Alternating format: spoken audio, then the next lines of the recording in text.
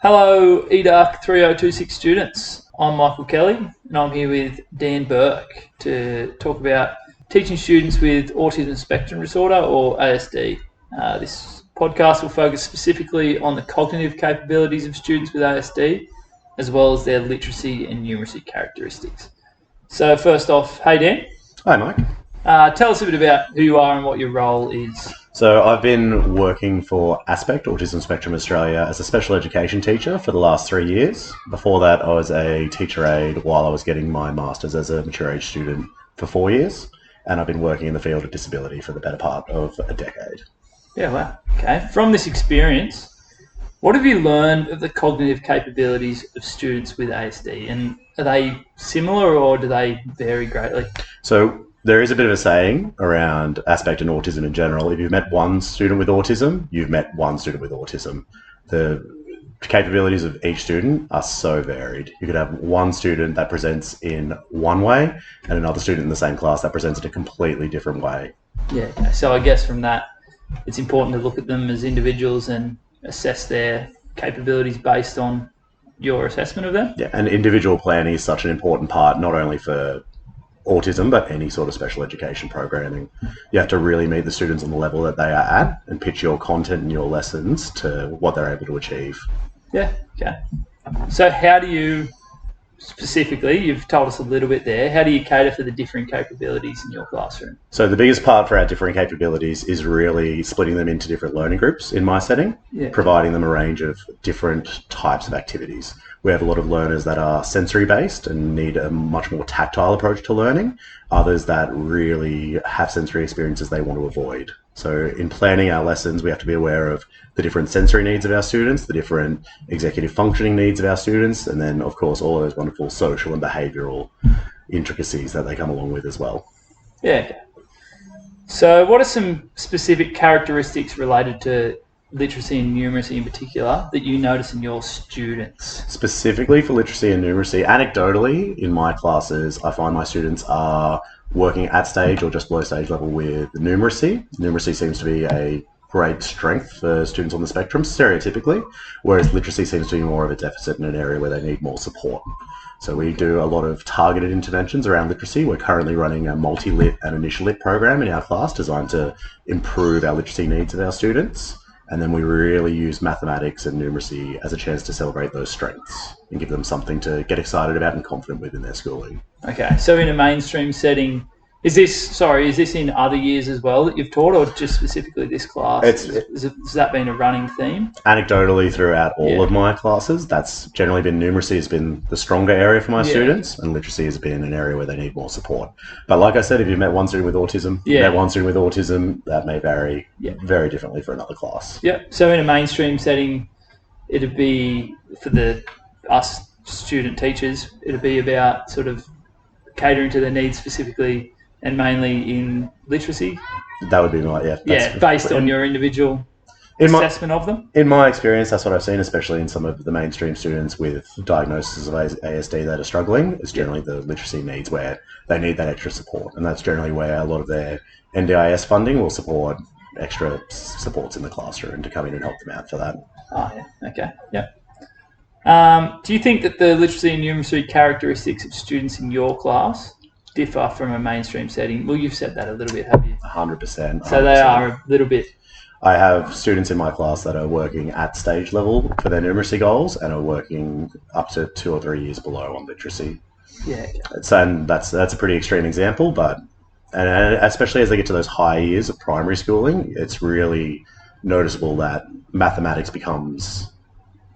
has a higher literacy need to be able to succeed. The questions have a lot more need to be able to read and understand convoluted concepts and complex sentences, whereas in the younger years they didn't need those literacy abilities to exceed in maths. So they're finding that deficit in literacy is impacting an area of their strength, and it's definitely something I see students get a bit disheartened about. Yeah, okay. That's interesting. So how have you adapted your literacy and numeracy teaching practices to cater for the characteristics of your students? So that's things like the groups that you've got them in. I know that's a good way that you do it. Is there any other? In my current class, we have students from year 3 to year 6 all in the one room. Obviously, in a mainstream setting, that's not really feasible. Generally, you'll be in one stage at most. It is really just breaking it down into groups so I can provide those targeted intervention supports to where they're needed, really highlight the students that have the highest support needs and giving them as much support as I possibly can as a teacher, while still giving those students that have the need to be extended the opportunity to extend themselves. And it's a bit of a juggling act to have so many different levels of needs in a room. It's not something that's easily done, but definitely rotating stations, independent learning stations, so you can really spread your time around is the best way to go. Yeah, so just on that, how do they go with the group activities and stuff? Do you have to specifically choose your groups for certain students, or do they fit in quite well in their groups? So by the nature of ASD, there are a lot of complex interactions with the world around them. So it could be a social matter. Sometimes in groups people do not mesh together, especially in my class. Some students will not get along with others, and we plan around that, which is frustrating when they're at similar levels and we work great together. In my experience of working with kids with ASD, the biggest thing is to have a concrete reason for why they're learning what they're learning, and having a reward system in place to really reward that behaviour. So Aspect Nationwide are a PBES school, positive behaviour support. We do a lot of positive supports around having students engage and teaching replacement behaviours for behaviours that may not be the most useful thing for learning. So we really reward it when they make good choices, and we try and set up our groups to put them in the best spot to make those choices. Yeah, okay. So can we just sort of hear some specific examples of strategies that you use in your classroom practice? So things like the choice that you just mentioned there. How does that choice time work? You could explain that a little bit to us as well. So the biggest part with ASD is as well knowing the structure and routine of the day. We have a very firm structure in our day where they know clearly what's coming up, what's to be expected of them, the sequence of activities, going as simple as a first, then visual strip. So a lot of the learners in our classroom are visual learners. We try and make it as visual as possible so they understand the learning environment that they're in. Our reward structure is if they make good choices, they get rewards. If they make not so good choices, they don't get punishments, they just miss out on rewards. It really helps reinforce the need to make good choices. We also have the Zones of Regulation program. So emotional regulation is a constant struggle for a lot of students with ASD on any sort of level of the diagnosis, being able to identify what emotions they're feeling, what emotions other people are feeling, and being able to make choices around those emotional regulation goals. So we have a large area of our classroom is taken up by our Zones of Regulation board. Students place their face, a very visual system, into which zone they're feeling.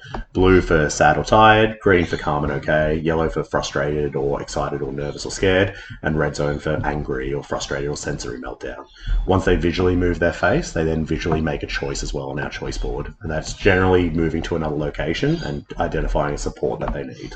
Okay, so that sounds feasible at a mainstream school as well, through things like a choice board. But even if you had a choice board on that specific student's desk where they could do that, would that work as well? The visual supports can be as targeted as you need. I've seen things as for high school students where they've carried around visual supports just in their wallet, as simple as so that, they can day have to day. individual visual supports if that's what they need. On a primary school level, having desk visuals or like a clear visual on the wall is a really great thing. And honestly, this emotional regulation and emotional supports are something that a lot of non-ASD students benefit from as well. Okay. Yeah, so if you had it at a whole class level, it would be great for them as well. I can't see any reason why you wouldn't want to have something like this in your classroom. Yeah, okay.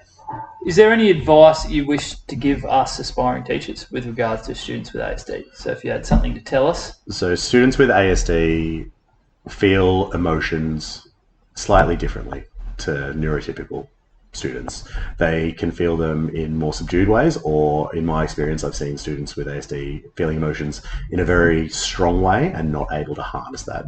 If you can get a student with ASD to work hard on something they're passionate about, you'll have a student that will exceed every expectation that you would ever put on them. If you can find a way to engage and reach them and have them feel supported, cared about, and see a reason in what they're doing, they will absolutely blow you away. All right. Thanks, Dan. I think we all got some great insight from that. Thanks for having me. Yeah, thanks for being here. All right. I hope you enjoyed that. EDUC3026 students.